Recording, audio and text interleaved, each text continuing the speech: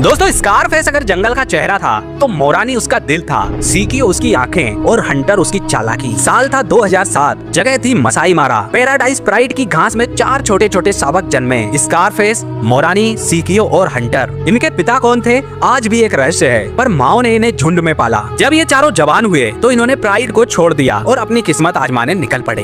2011 में इन चारों ने मिलकर मार्स प्राइड पर धावा बोला। वहाँ से शुरू होता है इन चारों भाइयों का खौफ। ये चारों भाई अपनी तरह के खास थे। सबसे बड़ा मोरानी, सबसे भारी, सबसे ताकतवर। जब लड़ाई करनी होती स्कारफेस आगे नहीं जाता, मोरानी पहले दहाड़ता था। फिर आता है सीकियो, रणनीति बनाने में माहिर था। इसके कान पर कट का निशान और दिमाग शातिर। फाइट से पहले वो देखता, पढ़ता और फिर वार करता। तीसरे नंबर पर आता था हंटर। नाम ही सब कुछ कहता है। ये किसी घोस्ट की तरह था, दिखता और गायब हो जाता और चुपचाप दुश्मन को खत्म कर देता। कहते हैं जब चारों भाई एक साथ चलते थे तो घास भी सिर झुका लेती थी। लेकिन हर जंगल में एक अंधेरा आता है जो सबसे पहले ज्यादा चमकने वालों को निगल जाता है। हंटर सबसे शांत, सबसे चुप। मार्स प्राइड के हमले के बाद वो अकेला हो जाता है। कहते हैं उसने खुद ही झुंड छोड़ दिया था, शायद कुछ खोजने निकला था, पर वो कभी वापस नहीं लौटा। फिर सीकियो जो हमेशा आगे बढ़ता था। सीकियो ने बहुत सी लड़ाइयाँ लड़ी, पर एक टेरिटोरियल फाइट में वो पूरी तरह घायल हो गया। उस दिन स्कारफेस भी वहीं था, लेकिन लड़ाई में दोनों टूट चुके थे। आखिरकार सीकियो ने तड़प कर दम तोड़ दिया।